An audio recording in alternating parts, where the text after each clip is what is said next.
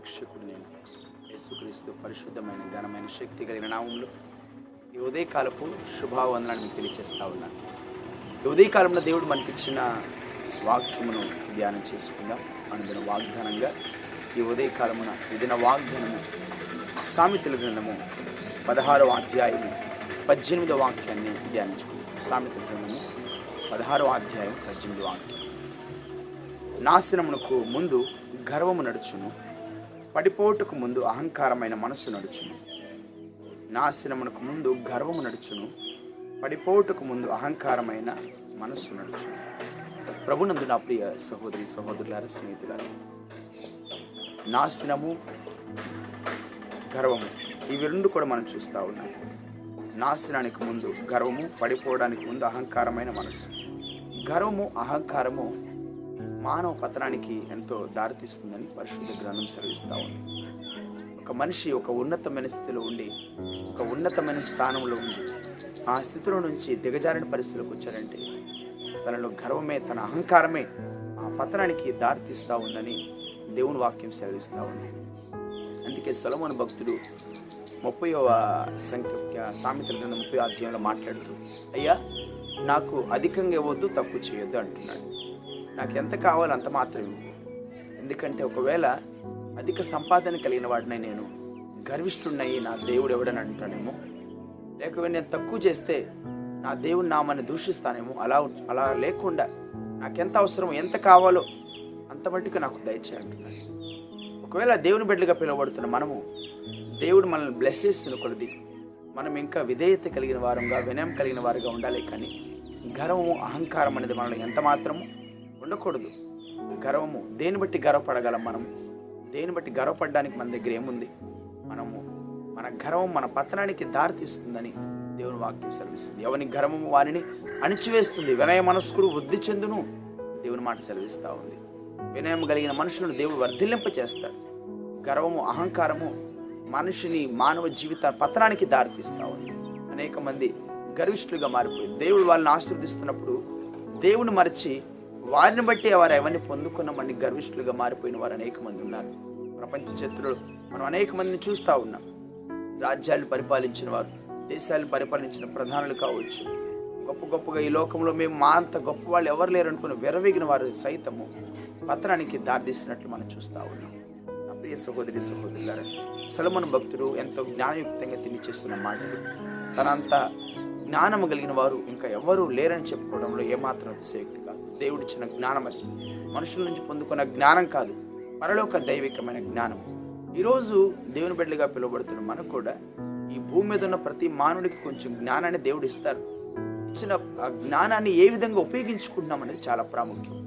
అయితే మన సొంత తెలివితేటలను బట్టి, మన జ్ఞానాన్ని బట్టే మనము ఇంత వృద్ధి చెందుతున్నామని గర్వంతో, అహంకారంతో విరవేగిన స్థితిలోకి వెళ్తే అది మన పతనానికి దారితీస్తుందని దేవుని వాక్యం సెలవిస్తూ ఉంది. చూడండి, నాశనమునకు ముందు గర్వము నడుచును, పడిపోవటానికి ముందు అహంకారం అనే మనసు నడుచును. ఒక మనిషి నాశనం అయిపోతున్నాడంటే, ఒక మనిషి పడిపోతున్నాడంటే ఒకవైపు గర్వం, మరోవైపు అహంకారం. కొంత డబ్బు సంపాదించిన తర్వాత అహంకారం అయిపోతాం. ఒక మంచి ఉద్యోగం సంపాదించిన తర్వాత గర్వం, అహంకారం. కొన్ని సందర్భాలు పెద్దలు అంటూ ఉంటారు, వీడి కాళ్ళు భూమి మీద నిలబట్టలేదు అనేసి. మనం ఎంత ఉన్న స్థితికి ఎదిగినా కూడా మనలో గర్వం, అహంకారం ఏమాత్రము ఉండకూడదు.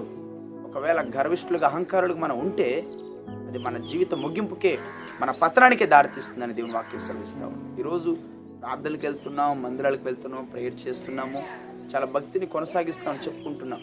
కానీ మందిరంలో ఉన్నప్పుడు మాత్రమే, చర్చిలో ఉన్నప్పుడు కూడా నేనేంది, నా లెవెల్ ఏంది, నా స్టేటస్ ఏంది, నా స్థితి ఏంది అని గర్వపడుతున్న వారు, గర్విష్ఠులుగా అనేక మంది ఉంటారు. పరిసయ్యుడిలాగా, నేను పరిసయ్యుడిని చాలా గొప్ప భక్తిని చేస్తూ ఉన్నాను, నా అంత నీతిమంతుడు లేడు, నాకంటే ఎక్కువ కానుకలు ఇచ్చేవాడు లేడు, లేకపోతే నాకంటే భక్తి చేసేవాడు ఎవడు, నాకంటే ఉపవాసం ఉండేవాడు లేడు, అసలు నేను ఈ సొంకర వాళ్ళు అసలు లేనందుకు నీకు స్తోత్రాలు అంటున్నాను. ఎంత గర్వం అది!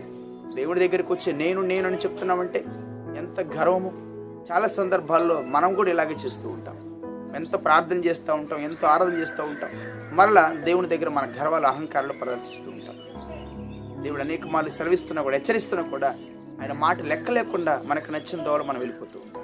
నా ప్రియ సహోదరి, నా ప్రియ సహోదరుడా, ఈ ఉదయకాలమున నువ్వు వేటి విషయమై గర్వపడుతున్నావు, వేటి విషయమై అహంకారమైన మనసు కలిగి ఉన్నావో ఒకసారి జ్ఞాపకం చేసుకో. ఒకవేళ అదే రీతిగా నువ్వు కొనసాగితే మాత్రం నీ జీవితం రాను దినాల్లో చాలా విచారకరంగా మారిపోతుంది.